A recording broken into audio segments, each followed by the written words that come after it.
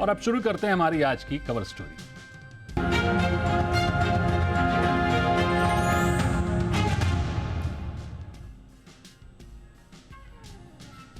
Iran Israel war के बीच Trump का एक ताजा बयान सामने आया है, जिसमें ट्रंप इस युद्ध के जल्द खत्म होने का दावा कर रहे हैं। साथ ही ट्रंप ने कहा है कि ईरान में अमेरिका ने अपने सभी टारगेट को पूरा कर लिया है।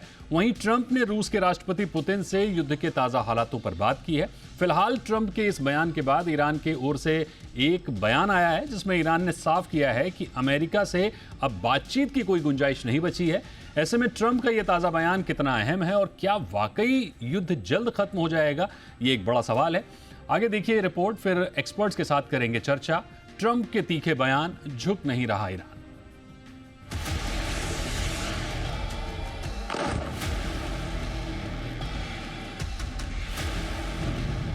मिडिल ईस्ट में हाहाकार मचाने वाली जंग कब रुकेगी? 11 दिन बाद भी यह सवाल हर किसी को परेशान कर रहा है। ईरान और इजराइल लगातार एक दूसरे के ठिकानों पर जमकर मिसाइलें और ड्रोन दाग रहे हैं। तो वहीं युद्ध के बीच अमेरिकी राष्ट्रपति ट्रंप ने बड़ा दावा किया है कि ईरान के साथ जंग अब अंतिम दौर में है और जल्द ही युद्ध खत्म होने वाला है। साथ ही ट्रंप ने यह भी दावा किया है कि ईरान की नौसेना और वायुसेना पूरी तरह तबाह हो चुकी है और सैन्य ताकत के मामले में तेहरान के पास अब कुछ भी नहीं बचा है। ट्रंप ने ईरान को यह सख्त चेतावनी भी दे डाली है कि अगर ईरान ने कोई भी चालाकी करने की कोशिश की तो उसका अंत तय है। They'll get hit at a much, much harder level. I will take out those targets that were easy and that I mentioned just before. We'll take them out so quickly, they'll never be able to recover, ever. If they want to play that game, they better not play that game. In the long run, oil supplies will be dramatically more secure without the threat of Iranian ships, drones, missiles, nuclear menace. तो वहीं Israel और America से लोहा ले रहा Iran America को लगातार आंखें दिखा रहा है। ईरान ने पलटवार करते हुए साफ शब्दों में कहा है कि चीजें अमेरिका और इजराइल के हाथ से निकल गई हैं। ट्रंप को यह समझ लेना चाहिए कि युद्ध खत्म करने का फैसला अब अमेरिका नहीं बल्कि ईरान लेगा। ईरान के इस्लामिक रिवोल्यूशनरी गार्ड कॉर्प्स यानी IRGC ने इलाके के समीकरण और भविष्य की स्थिति अब पूरी तरह से तेहरान के हाथ में होने का दावा किया। ईरान और अमेरिका के बीच कच्चे तेल की सप्लाई रोकने के मुद्दे पर भी तनातनी है। ईरान ने इजराइल और अमेरिका के हमले के जवाब में होर्मुज स्ट्रेट से तेल की सप्लाई रोक दी है, जिसकी वजह से दुनिया भर में कच्चे तेल की दिक्कतें बनी हुई हैं। फिलहाल अमेरिकी प्रेसिडेंट ट्रंप ने ईरान को 20 गुना ज्यादा ताकत से हमले करने की धमकी दी है, तो वहीं ईरान ने कहा है कि वो दबाव में नहीं आएगा। इस्लामिक रिवोल्यूशनरी गार्ड कॉर्प्स ने कहा है कि होर्मुज स्ट्रेट से ईरान ऑयल शिपमेंट तो क्या 1 लीटर तेल भी नहीं जाने देगा। पश्चिम एशिया में जारी युद्ध के बीच अमेरिकी राष्ट्रपति ट्रंप और रूस के राष्ट्रपति पुतिन के बीच अहम बातचीत हुई है। इस बातचीत में ईरान युद्ध को जल्द राजनीतिक और कूटनीतिक तरीके से खत्म करने की संभावनाओं पर चर्चा हुई और दोनों नेताओं की ये बातचीत ऐसे समय में हुई जब क्षेत्र में संघर्ष लगातार तेज होता जा रहा है और वैश्विक स्तर पर चिंता बढ़ रही है। तो क्या माने, मिडिल ईस्ट की ये जंग क्या इतनी जल्दी खत्म होने वाली है? ये एक बड़ा सवाल है। ब्यूरो रिपोर्ट, जी मीडिया। और इस मुद्दे पर चर्चा के लिए हमारे साथ मौजूद हैं मिस्टर विक्रम सूद, पूर्व चीफ रॉ और एडवाइजर हैं ORF के। विक्रम सर, बहुत स्वागत है आपका जी बिजनेस पर। सर, सबसे पहले तो आपसे समझना चाहेंगे कि जो मिडिल ईस्ट की जो तस्वीर है वो लगातार धुंधली होती जा रही है। अमेरिका की तरफ से युद्ध रोकने के संकेत आ रहे हैं, लेकिन ईरान कह रहा है कि अब युद्ध उसके हाथ में है। इस स्थिति में क्या वाकई युद्ध का जो नैरेटिव है ईरान के पक्ष में जा रहा है या फिर ये सिर्फ रणनीतिक बयानबाजी है, खासकर इजराइल और यूनाइटेड स्टेट की सैन्य क्षमता को देखते हुए? बात यूं है कि ट्रंप इस लड़ाई में यूं गए कि जल्द ख़त्म हो जाएगी, वो विक्ट्री डिक्लेयर कर देंगे और उनको मदद मिलेगी अपने नेक्स्ट जो कांग्रेशनल इलेक्शन होंगी ना एंड ऑफ द ईयर, उसमें सहायता मिलेगी और वो हीरो बन जाए। ऐसा हुआ नहीं। सोचे थे कि अगर हमने उनके सुप्रीम लीडर को मार दिया है इजराइल ने, तो अब ये सब तितर बितर हो जाएंगे। ऐसा भी नहीं हुआ, क्योंकि ईरान के पास एक सिस्टम है और change of government, various councils are there, उसमें बैठ के वो बातचीत होती है, एक ओवरलैपिंग होती है सिस्टम। एक को शायद कहते हैं असेंबली ऑफ एक्सपर्ट वगैरह, वो बैठ के तय करते हैं किसको लीडर बनाना है। फिलहाल तो आयतुल्ला खमेनी के बेटे को ही बनाया है। बहरहाल बात यह है कि अब ट्रंप को जल्दी है कि अब ये लड़ाई ख़त्म हो जाए, हम्म। क्योंकि अगर जितना ये लंबा खिंचेगा जी। उतना ही प्रॉब्लम होगा। हम्म।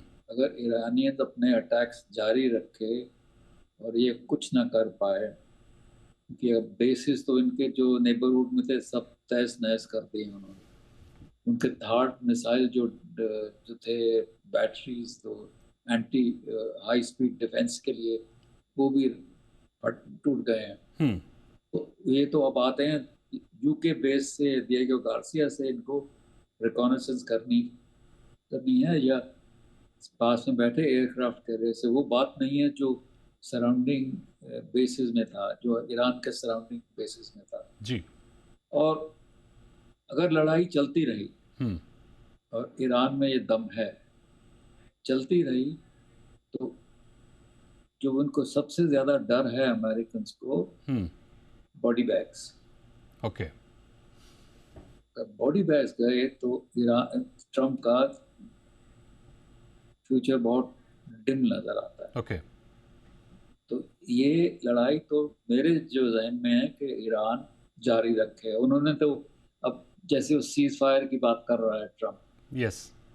तो ये कह रहे हैं नहीं हम नहीं करेंगे, हम तो लड़ते रहे। हम्म। तो मतलब तो ये सीधा है कि आपके पास अब चांसेस कम होते जा रहे हैं। हाल ही में ट्रम्प ने एक मीटिंग बुलाई थी जहाँ पे ये मेन जो है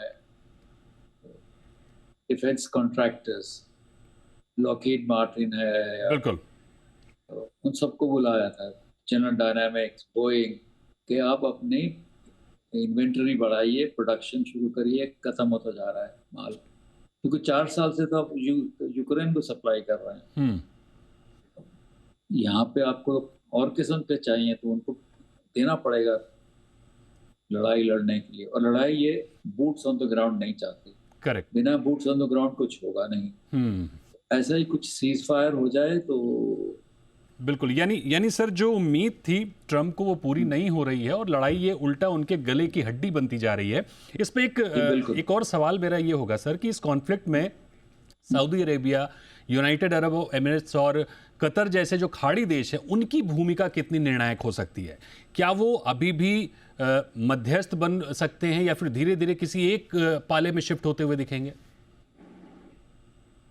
सबका ट्रस्ट डेफिसिट बहुत हो गया है सब जगह। हम्म। ईरान को तो वैसे ही पसंद नहीं करते थे सुन्नी रिजीम्स। हालांकि चाइना ने ट्राई किया था, कि सऊदी और ईरान की दोस्ती हो जाए, मीटिंग भी कराई थी, लेकिन मेरे नहीं ख्याल कुछ खास प्रोग्रेस हुई उसमें। मिडल ईस्ट को अब जो ये एमिरातीज हैं और सऊदीज हैं, ये कि अमेरिकन उनके बेसिस, जो उनके लोगों पे लगी चोट, अगर वो अपने ही बेसिस को डिफेंड नहीं कर पाए, उनको ये भी डाउट हो जाएगा कि अमेरिका में कितना दम है आगे लड़ने का। हम्म। तो हम किसके साथ अब दोस्ती करें, किसको हम ढूंढे जो इंटरलिक्यूटर बने इन दोनों के बीच में और समझौता कराए जल्दी से। बिल्कुल। कोई नहीं चाहता कि उनका भी तो धंधा बंद हो गया, ऑयल बंद हो गया जाना, तो हॉर्मोज बंद हो गया है, तो लॉस तो सबको है, उनको भी है। जाहिर तौर पर सर, लॉस तो लगातार सबको हो रहा है। एक अंतिम सवाल सर मैं आपसे लेना चाहूंगा कि अगर सीधे युद्ध को सीमित रखने की कोशिश होती है तो क्या संभावना है कि यह संघर्ष लेबनान, सीरिया या यमन में प्रॉक्सी वॉर के रूप में फैल जाएगा?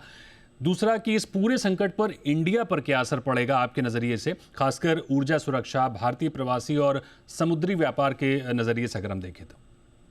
भाई हमारे ऊपर तो उतना ही असर पड़ेगा जितना सब पे पड़ेगा।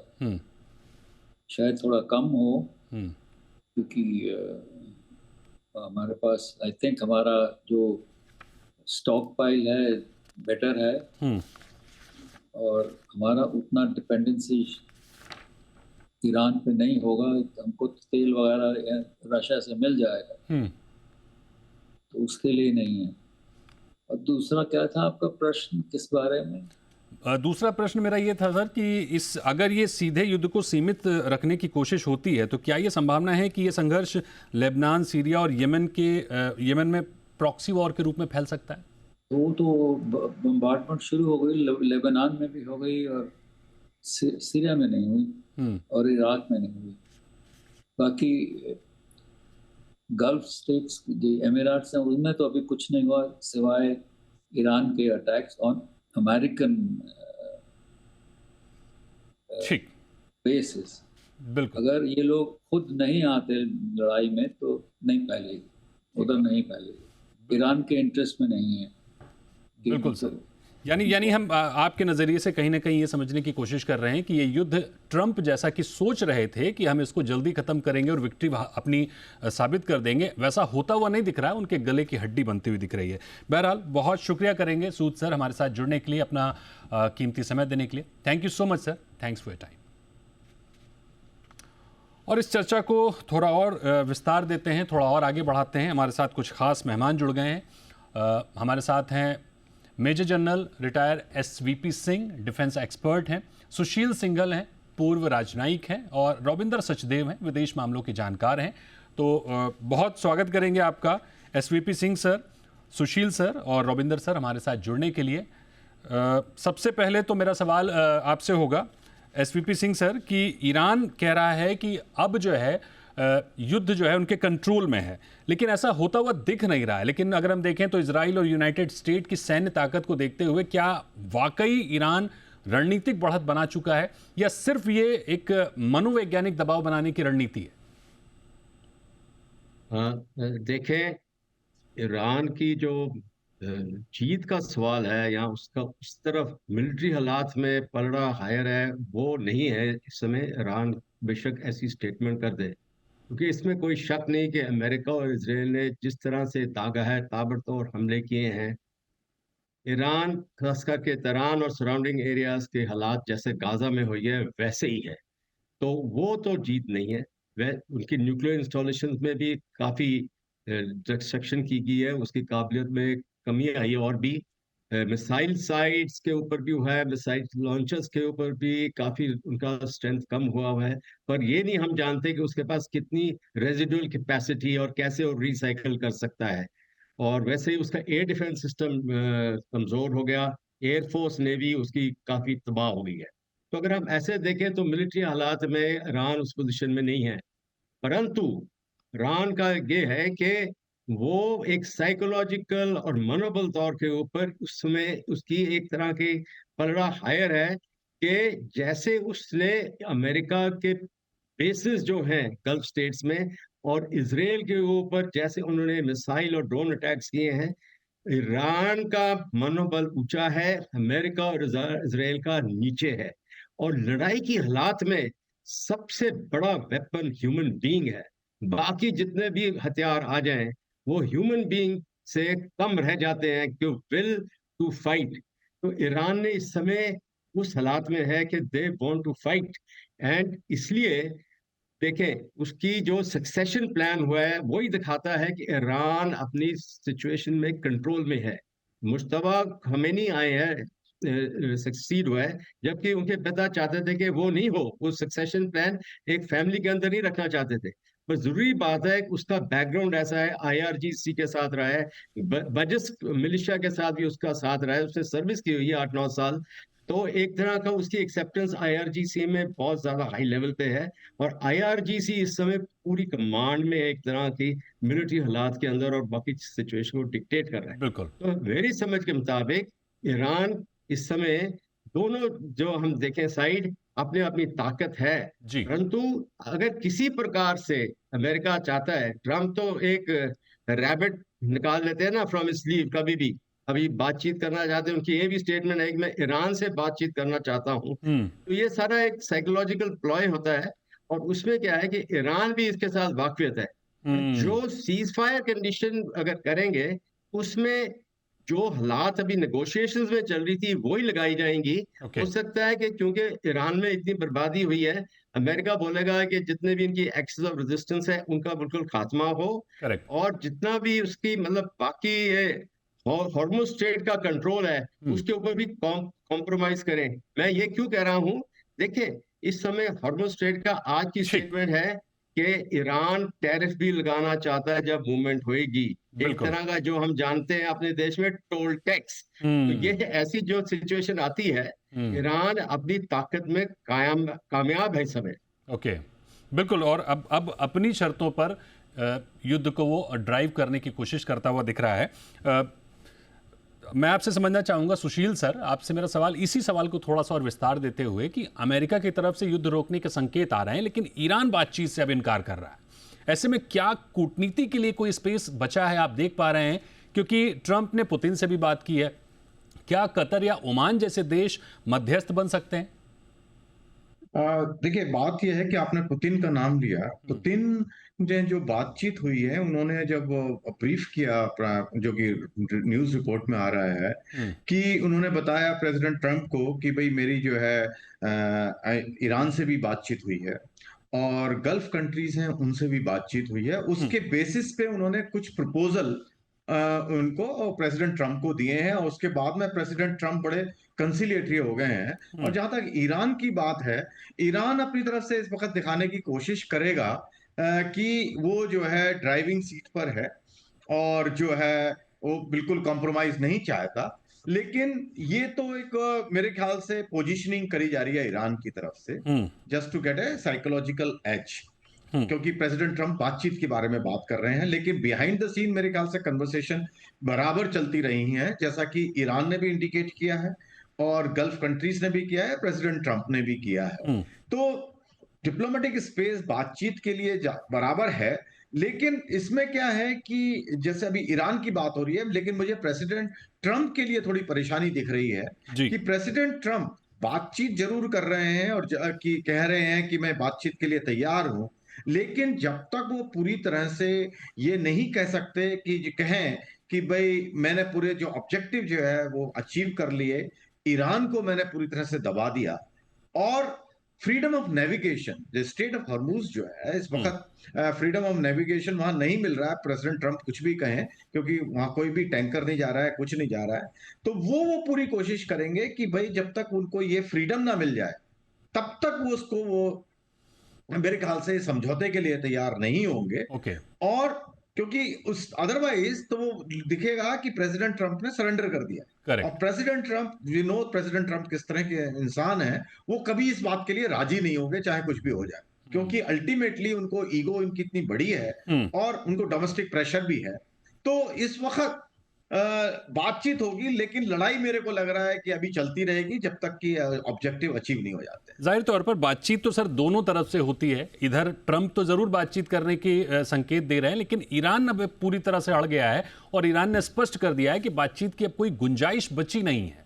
जाहिर तौर पर रविंदर सर, आपके पास मैं आना चाहूंगा। इस बीच हमने देखा है कि स्टेट ऑफ हॉर्मुज सबसे ज्यादा ये शब्द सुनने को मिला है, उसकी इंपॉर्टेंस सबसे ज्यादा पता चली है और ईरान भी स्टेट ऑफ हॉर्मुज को लेकर बहुत ही स्ट्रिक्ट है।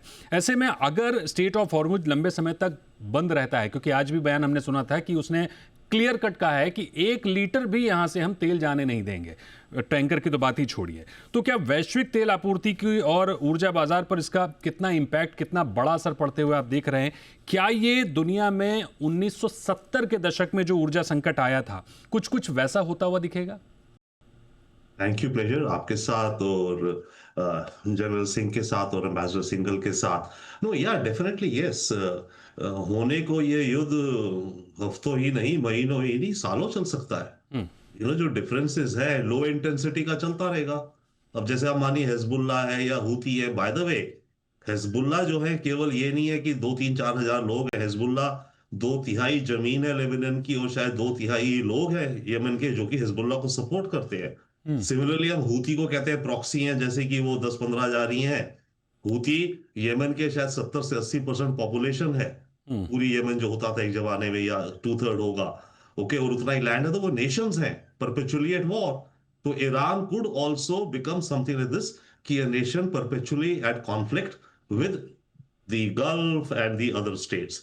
तो वो तो लॉन्ग टर्म हुआ, बहुत ही कॉम्प्लिकेटेड। शॉर्ट टर्म में होने को, जैसे मेरे स्टीम दोनों कोलीग्स कह रहे, होने को 3 दिन बाद भी रुक सकती है। और रुकने में एक है, या तो ट्रंप को जो वेनेजुएला मॉडल ढूंढ रहे हैं कि कोई और इरानियन लीडरशिप में हो, इन्हें चाहिए कोई बंदा जो स्ट्रांग हो, जो अंदर पावर एग्जर्ट करता हो, ओके, जी जो कंट्रोल कर ले, उसके साथ ये डील करने को तैयार होंगे। पर प्रॉब्लम इनको ये हो रही कि इरानियन जो फिलहाल की सरकार है उसके अंदर कोई ऐसा इनको फैक्शन नहीं मिल रहा, या कोई एक ऐसा लीडर जिसके पास इतना पावर बेस हो, नहीं है। तो अगर ऐसा नहीं हुआ तो फिर तो आई मीन ये कुछ हफ्तों तो चलेगी। ट्रंप ने एक्चुअली ऑफ कोर्स ये तो मैक्सिमलिस्ट सिचुएशन जाते हैं, बात इन्होंने शुरू कर दी सबने कि भाई रेजीम चेंज। अरे रेजीम चेंज से पहले बात कर रहे थे रेजीम कोलैप्स। भाई इस रेजीम को पहले कोलैप्स करो, फिर दूसरी कोई नई रेजीम आए ना, करेक्ट। या फिर रेजीम डैमेज। तो ये रेजीम डैमेज तो कर चुके हैं, no doubt, not regime nation damage कर चुके हैं अच्छा खासा। अगर इसी को मानिए ट्रंप आज की तारीख को कह दे मैंने विक्ट्री डिफाइन कर दी है, कर सकता है, राइट, बहुत डैमेज कर दिया, अब 3 महीने तक मैं रुकाऊं। तो 3 महीने तक अगर ये रुक जाए, अब आज की रात से मानो, तो अगले 3 महीने में तो मेरे ख्याल से ईरान के अंदर खुद ही इम्प्लोजन टाइप हो जाएगा। इतनी अनसर्टेनिटीज होंगी, इतनी पावर इक्वेशन, प्रेशर कुकर अलग अलग हो गए हैं, Correct. कुछ भी हो सकता है in the next 3 months in Iran. They can go that strategy also, but most probably ये वैसे नहीं जाएंगे कि आज रात रोक दिया, कल रोक दिया, और ना ही इन्हें कोई वेनेजुएला मॉडल यहाँ मिलेगा। सो देखने में तो चांस फिर यही लगता है कि ईरान, ओके, ईरान कह रहा है कि हम झुकेंगे नहीं, वो कहने की बात है। देखिए कौन सा देश है जो कहता है कि मैं झुकने को तैयार हूं? कोई कहता है? चाहे जितना भी पिट रहा हो, नहीं कहेगा ना। तो वो ब्रावडो तो रखेगा देश अपने लिए, हर एक का अपना, जो भी हो, अंत तक असलियत पता भी हो तब भी कहेंगे कि हम इनको लोहे के चने चबवा देंगे और वॉट एवर वो कहते रहेंगे। बट ओवरऑल में इस समय क्योंकि अमेरिका और इजराइल एक डेफिनेटिव कंक्लूजन पे नहीं ला पा रहे हैं, तो यू आर सो राइट कि परसेप्शंस तो यही जा रही है ना। देखिए इस समय ईरान के लिए survival itself is in a way, if not victory, correct, something like that. Iran की ये फिलहाल की सरकार अगर सर्वाइव कर जाती है नए आयतुल्ला के साथ, और यही ढांचा रहता है power structure, that itself is sufficient for them to say कि लुक हियर, हम तो दुनिया के सबसे भारी भरकम के सामने खड़े रहे और खड़े हैं। जाहिर तौर पर That itself is is an achievement। और वो, and lastly quickly, I am sensing, अभी मैं पीट हेग्सेथ की प्रेस कॉन्फ्रेंस भी देख रहा था, और जो कल ट्रंप ने भी कहा है, I am sensing that कि Trump is and his administration they coming under pressure कि आपने ये कहा था, क्या हुआ, 6-7 अमेरिकन सोल्जर्स की डेथ हो गई है, 2-3 और हों, और ऑयल प्राइसेस ऐसी जाती रहे, गैस ऐसी जाते रहे। हेग्सेथ अब डिफाइन कर रहे हैं कि हमारा सारा कुछ सही जा रहा है और अमेरिकन को बिल्कुल सही है, हम पे विश्वास रखो। देखिए किसी भी पॉलिटिशियन की आखिरी मेरे ख्याल से रिफ्यूजी होती है कि नहीं मुझे पता है, मेरे पे विश्वास रखो, everything will be alright, everything will be alright. अब ये लोग उस टोन पे आ रहे हैं, so I can sense some little dissonance coming in there। Correct, बड़ा ही शानदार ऑब्जर्वेशन है सर आपका, रविंदर सर। इसी पर मैं आपसे सवाल लेना चाहूँगा SVP Singh sir. State of Hormuz की हम बात कर रहे हैं, लंबे समय से अगर ये बंद रहता है तो अमेरिका क्या अपने जो सहयोगी सैन्य कार्रवाई है उसके जरिए इसे खुलवाने की कोशिश कर सकता है?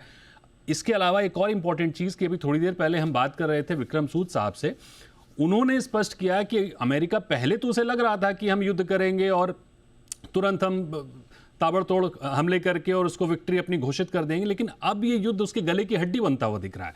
सबसे इंपॉर्टेंट चीज़ कि उसके लिए महंगा पड़ रहा है, उसके रिप्लाई जो ईरान कर रहा है वो उसकी बड़ी सस्ती रिप्लाई है, उसके जो ड्रोन्स है वो खुद ही बना रहा है, बड़ी तेज़ी से बना रहा है। तो अमेरिका और इजराइल की ये युद्ध की जो कीमत है वो काफ़ी ज़्यादा बढ़ती हुई दिख रही है। बिल्कुल सही कह रहे हैं आप। देखें, अमेरिका इजराइल की एप्रिसिएशन असेसमेंट थी कि चंद एक दिनों में, ट्रंप ने बोला भी था कि 4 दिन के अंदर ये युद्ध खत्म कर सकते हैं, फिर 4-5 हफ्ते, फिर उन्होंने बोला फॉर एवर वॉर।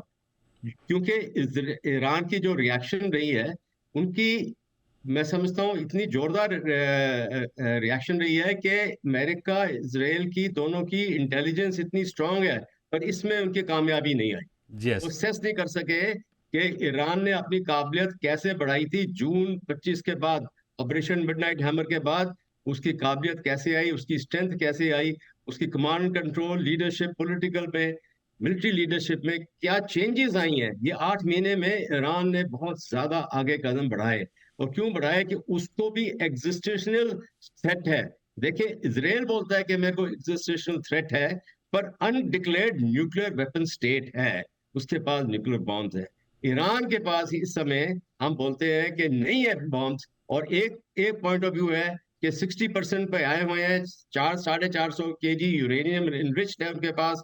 हो सकता है 8 से 10 डर्टी बॉम्ब जो हम बोलते हैं बनाने की काबिलियत है, और जी। हो सकता है इस हालात में।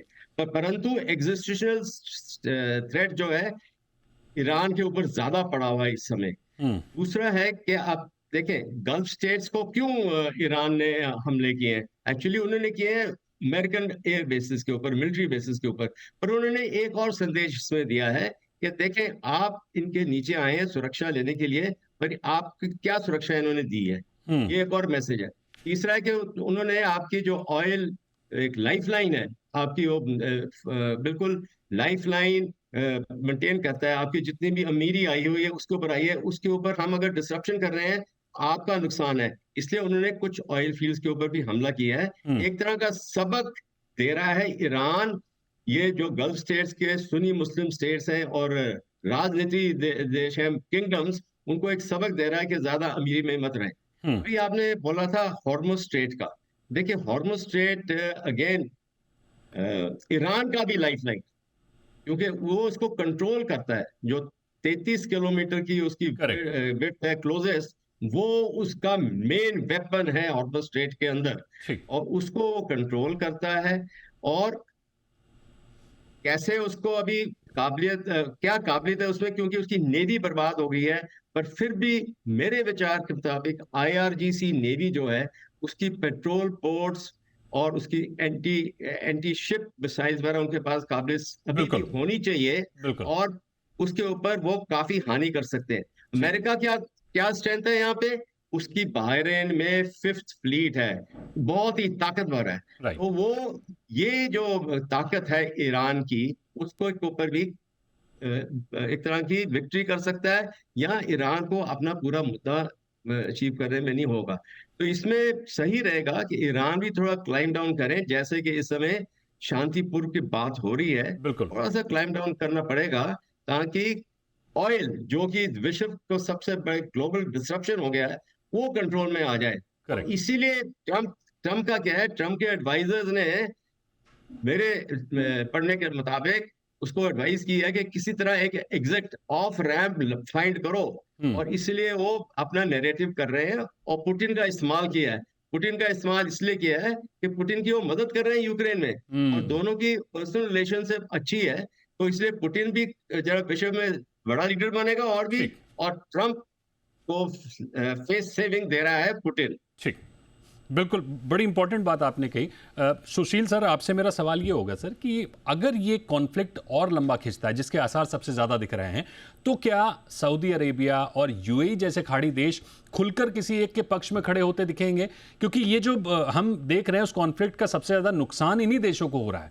जाहिर तौर पर जो पेट्रोल है या डीजल है या क्रूड ऑयल है वो सप्लाई नहीं हो पा रहा है और स्ट्रेट ऑफ हॉर्मुज की वजह से।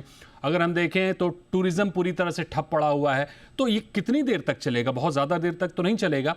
अल्टीमेटली उन्हें किसी एक धड़े में जाना ही पड़ेगा। देखिए, आप बिल्कुल सही सवाल कर रहे हैं, क्योंकि ईरान की क्या कोशिश है कि ईरान जो है वो हॉट एंड कोल्ड ब्लो कर रहा है। जो मॉडरेट फैक्शन है वो कह रहे हैं नहीं, हम आपके सॉरी, ऑफ कोर्स वापस ले लिया उस बयान को।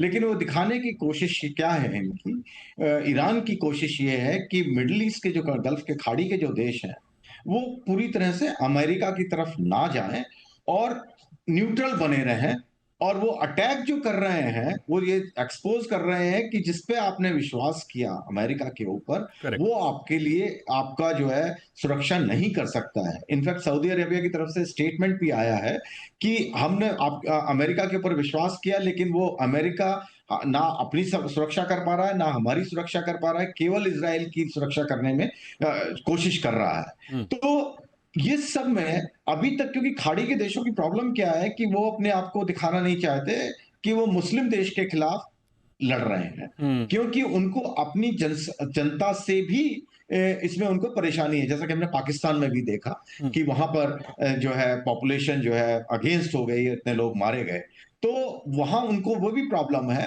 लेकिन अगर ये कंटिन्यूअस रहा, जैसे सऊदी अरब ने धमकी भी दी है कि अगर ये आप बराबर अटैक करते रहोगे तो हमें जवाबी कार्रवाई करनी पड़ेगी, जी। लेकिन वो बड़े रिलक्टेंट हैं अभी तक कोई भी एक्शन लेने के में ईरान के खिलाफ, जबकि ईरान बराबर अटैक कर रहा है। उनके ना केवल जो अमेरिकन अड्डे हैं उन पर भी अटैक कर रहा है, उनकी जो इंस्टॉलेशंस हैं, जो जो तेल के हैं, गैस के भंडार हैं, उस तक पर वो अटैक कर रहा है। सिविलियन पॉपुलेशन पर भी लगातार अटैक हो रहे हैं, लेकिन अभी तक केवल वो डिफेंसिव मोड में है। अभी तक उन्होंने नहीं दिखाया है कि वो ईरान के खिलाफ कोई कार्रवाई करने के लिए सोच रहे हैं। इवन अरब लीग की जो मीटिंग हुई उसमें भी उन्होंने जो बातचीत की है इस बारे में बात नहीं की कि हम जो है इसके खिलाफ कोई जॉइंट फोरम बनाए या जॉइंट एक्टिविटी, जॉइंट एक्शन लें अभी तक। तो लेकिन अगर ये लंबे समय तक चला तो उनके लिए भी ये मुश्किल हो जाएगा कि वो ईरान के खिलाफ कार्रवाई ना करें, क्योंकि उनको करनी पड़ेगी, क्योंकि उनकी अपनी एग्जिस्टेंशियल थ्रेट हो जाएगी। और जो खाड़ी के जितने भी ये एमिरेट्स वगैरह हैं, ये किंगशिप हैं, वो अपने आप को प्रिजर्व करना चाहेंगे नेचुरली, क्योंकि नहीं तो उनके लिए समस्या। जाहिर तौर पर जब अस्तित्व की बात आएगी तो उन्हें रिप्लाई करना ही पड़ेगा। जाहिर तौर पर आगे हम होता हुआ देखेंगे भी। रोबिंदर सर, आपसे मेरा सवाल ये होगा कि 11वां दिन है आज युद्ध का, और इस 11वें दिन में भारत के रुख को लेकर आपका टेक क्या है? क्योंकि अब जो ऊर्जा संकट है वो भारत पे भी गहराता हुआ दिख रहा है। हम देख रहे हैं कि बड़े शहरों में, रेस्टोरेंट्स में गैस की दिक्कत होने लगी है। जो लोगों को पहले 21 दिन में गैस के लिए वो ऑर्डर कर सकते थे, 25 दिन के लिए सरकार ने कह दिया। हालांकि सरकार कह रही है कि हमारे पास पर्याप्त स्टॉक है, ठीक ठाक है, लेकिन ग्राउंड पर वो चीज़ नहीं दिख रही है। ग्राउंड पे वो चीज़ दिख नहीं रही, क्योंकि हकीकत वो है। हमें सरकार तो ठीक है रीअश्योर कर रही है सेंटिमेंट्स को, सरकार मेहनत भी कर रही है, पर असलियत तो है कि हमारी LPG on a daily basis करीब करीब खपत है 90,000 टन की। ओके, और हम इंपोर्ट इस 90,000 में से 60,000 टन हम इंपोर्ट करते हैं डेली ऑन एन एवरेज। और ये जो 60,000 टन हम डेली एवरेज इंपोर्ट करते हैं, इसमें से करीब 25% कतर से आता है। तो ये असलियत है, हमें रिप्लेसमेंट ढूंढनी पड़ेगी। इनकी कीमतें दुनिया में बढ़ रही है, हमें वो सारा देखना पड़ेगा। सिंपली ये कहने से या सोचने से हमें फर्क नहीं पड़ेगा। I think that's missing the reality, but सरकार कर रही है। मैं वापस गल्फ देशों पे आता हूं क्विकली। देखिए, गल्फ देशों को सबसे बड़ी प्रॉब्लम, खतरा अपने फ्यूचर का है। ये सारे देश अपने को पोस्ट ऑयल इकोनॉमी की तरफ ले जाने का प्रयास कर रहे हैं तेजी से। अच्छी लीडरशिप है एमिरात्स में भी और सऊदी में भी, पैसे लगा रहे हैं, डेटा सेंटर्स, एआई, कंप्यूटिंग इत्यादि इत्यादि। अब मुझे बताइए, अगर यहाँ पे लॉन्ग टर्म में कॉन्फ्लिक्ट चलता रहा तो कौन यहाँ डेटा सेंटर लगाएगा? जो एक एक मील लंबी बिल्डिंग्स होती हैं, सर्वर फार्म्स होते हैं, सिटिंग डक है वो तो। करेक्ट। ईरान ने अमेरिकन बेसिस पे अटैक करा, ये एक्सपेक्ट कर रहा था इजराइल अमेरिका की बेसिस पे अटैक करेगा। बट आई थिंक ईरान ने जहां थोड़ी गुगली खेली वो इसने खेली, ओके, अमेरिकन सिविलियंस पे भी अटैक करा, एम्बेसीज में। आई थिंक अमेरिका इजराइल वो भी सोच रहे थे। बट आई थिंक जहां ईरान ने थोड़ा गेम चेंजर करा, और उसी के चलते मेरे ख्याल से आज ये युद्ध उस हालात में है जहां हम देख रहे हैं ईरान ने इन देशों की सिविलियन इंफ्रा पर अटैक किए।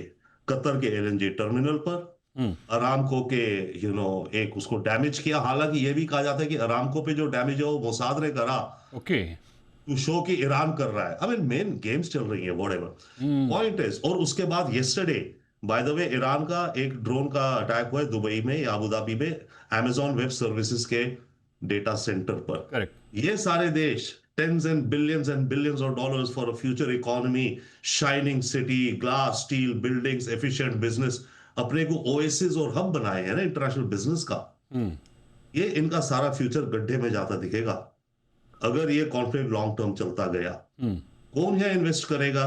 बिलियंस एंड स्टारगेट अलायंस जो है, आई थिंक इसमें सॉफ्ट बैंक है, ओपन एआई है वगैरह, इनका था करीब 30 बिलियन 40 बिलियन। उसमें अबू धाबी के भी सॉवरेन फंड, ये वो, ट्रंप की अपनी फैमिली भी इन्वेस्ट कर रही है, व्हाटएवर एटसेट्रा, ये आप करवा रहे हैं।